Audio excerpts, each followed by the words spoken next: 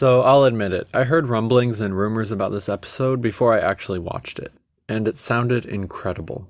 But the rumors couldn't prepare me for how absolutely spectacular it actually was to watch. This is what the Bad Batch should be. This is what Star Wars should be.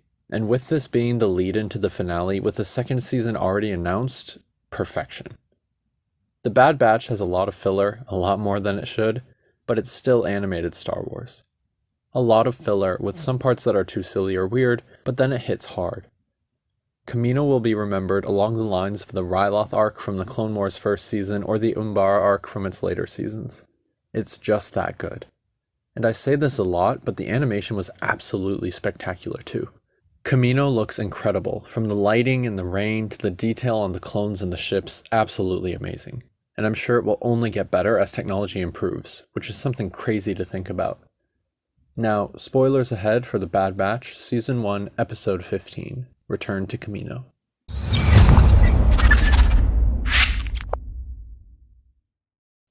It was great seeing Kamino again, and there's something so nostalgic about just watching The Bad Batch explore its halls.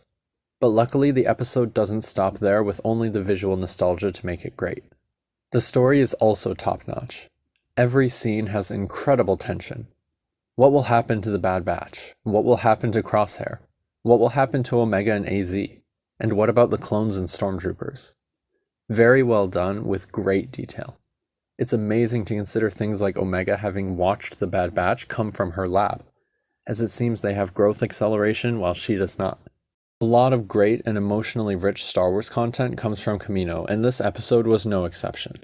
And it was complemented perfectly by Crosshair and Hunter finally getting time face to face to discuss their philosophies and compare the rebellion to the Empire. It was super interesting and well handled. Like I said, this episode did just about everything right. When Crosshair and Hunter are debating who should join who and why, but then they all have to team up to fight the droid distraction Omega made for them, that moment of the full Bad Batch working together with Crosshair to fight the droids in the training room again as their original theme song swells to its full power, that was pure magic. The dynamic with Crosshair was really well done and interesting, far, far better than I had hoped for. He's not just some mind-controlled drone they miraculously saved by taking out an inhibitor chip. He's a full person, his own self making his own complicated decisions for his own complicated reasons. It's a big step up for the characters and the story. And then the end of the episode. To say that the Empire's destruction of the clone facilities on Kamino was a powerful emotional moment would be an understatement. It's like seeing everything from the prequels and the Clone Wars obliterated all at once, permanently and finally making way for the Empire and the original trilogy to begin for real. No more clones other than renegades. No more Kaminoans other than those working for the Empire. No more Kamino except in memory. This could very well be the new definitive turning point in all of Star Wars. The clear dividing line between the old and the new. And it was a bold choice. And a good choice. The first season's not over, so there's still time for things to change. But for this episode alone, the ending was unique. There was no big final battle. There was no clone uprising. There was no last-ditch effort to save Kamino. There wasn't even a question of opposing the Empire. They got Hunter, they went the extra mile to get Crosshair, and then nothing. Silence. The destruction of a world, a history, and an era, with nothing the heroes could do to stop it but watch.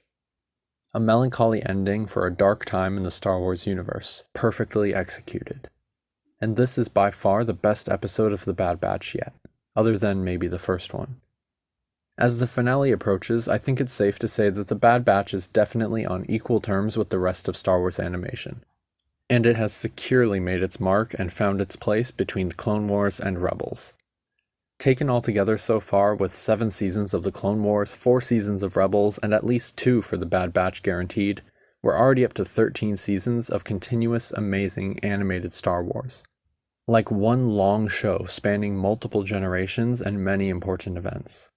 At least 13 seasons and growing. That is how big animated Star Wars is as one continuous story.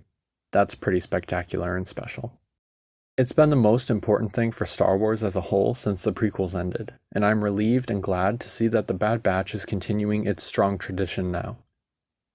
Let me know what you thought of the episode in the comments, what your favorite episode of The Bad Batch is so far, and I'll see you for the next review.